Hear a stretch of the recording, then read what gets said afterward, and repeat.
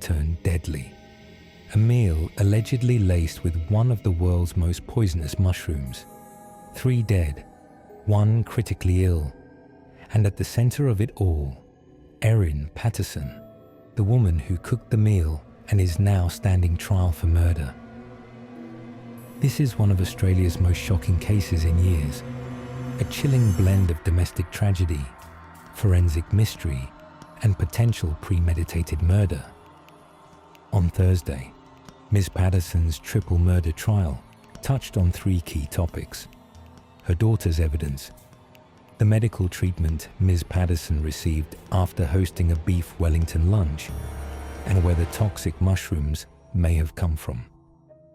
Ms. Patterson has pleaded not guilty to murdering 3 of her relatives and trying to kill another by serving them a dish allegedly laced with poisonous death cap mushrooms on July 29, 2023. The court was shown the pre-recorded interview with Ms. Patterson's daughter, who was aged 9 at the time of the lunch. The girl, who cannot be named for legal reasons, said she went to the movies with her brother and a friend on the day in question.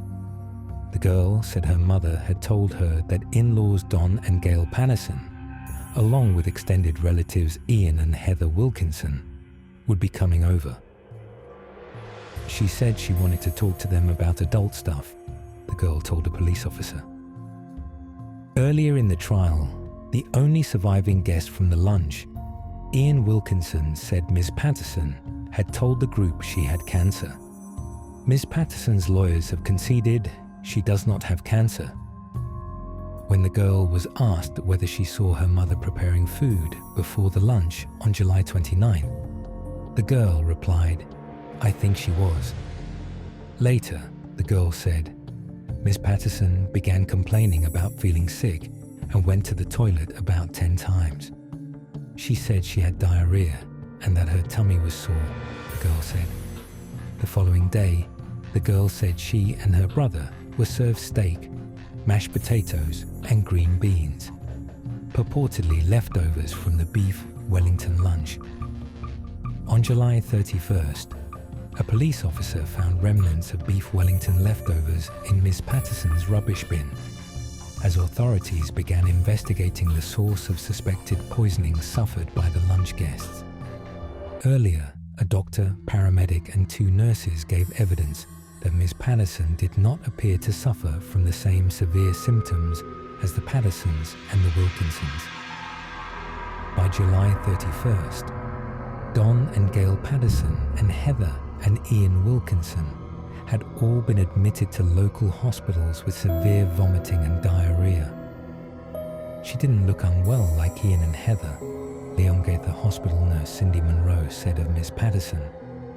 Erin was sitting up in the bed in the trolley, and she didn't look unwell to me. At the time, Ms. Monroe said, Ms. Patterson was hesitant about receiving intravenous fluids and liver-protecting medication. Erin sort of stressed she didn't want any of this, Ms. Monroe said.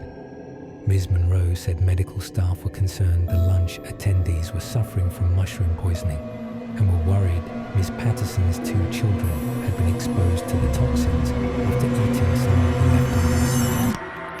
At that stage, she said, no, I scraped off all the mushroom, and the children were not unwell, Ms. Monroe said. She didn't want to cause any hassle. She didn't want to take them out of school, and that was when she became quite teary, quite worried. Ms. Monroe said she warned Ms. Patterson it was possible toxins could have seeped into the meat eaten by the children. Eventually, Ms. Patterson agreed to having the children checked out. Earlier on Thursday, Dr. Veronica Foote told the court Ms. Patterson had discharged herself from the Leongatha Hospital on July the 31st after a 5-minute stay.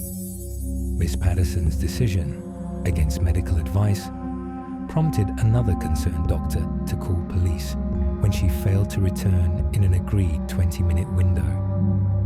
Dr. Foote said she formed the view Ms. Patterson was moderately dehydrated and appeared to have a gastro-illness after having a conversation with her and performing a physical examination. Paramedics Spencer, who transported Ms. Patterson from the Leongatha Hospital to the Monash Medical Center, said she had complained about having extensive diarrhea. However, Ms. Spencer said Ms. Patterson did not need to go to the toilet once during a 90-minute trip to the Monash Hospital. Ms. Patterson was fairly calm and nonchalant.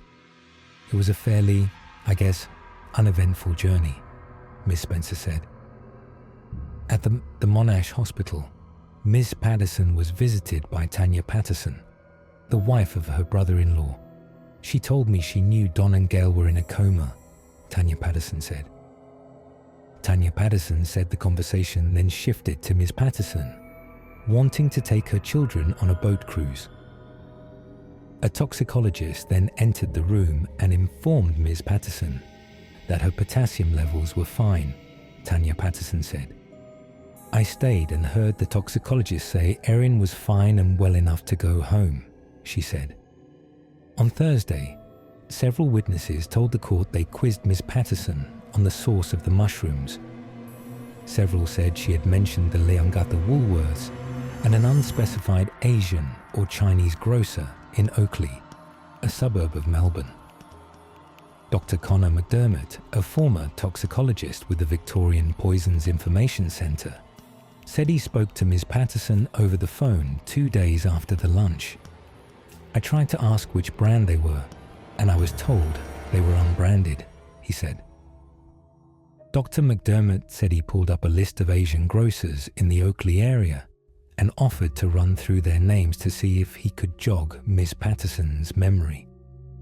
Ms. Patterson replied that she wouldn't be able to recall even if I named the shop, he said. She said it might have been Glen Waverley instead. The case took a darker turn when it was revealed that Simon Patterson, Erin's ex-husband, had suffered a mystery illness in 2022. Hospitalized for weeks, doctors couldn't determine the cause. Now, with new allegations, authorities are re-examining that incident. Was it a failed poisoning attempt? Prosecutors allege Erin may have made multiple attempts to harm family members, raising the stakes from a tragic accident to a calculated pattern of violence. Experts in criminal psychology suggest that family murders often stem from unresolved rage, bitterness, or control issues. But what makes Erin's case unusual is the alleged method, a weapon few would suspect. Death cap poisoning is rare, complex, and difficult to trace. If used intentionally, it reveals a level of premeditation far beyond a crime of passion.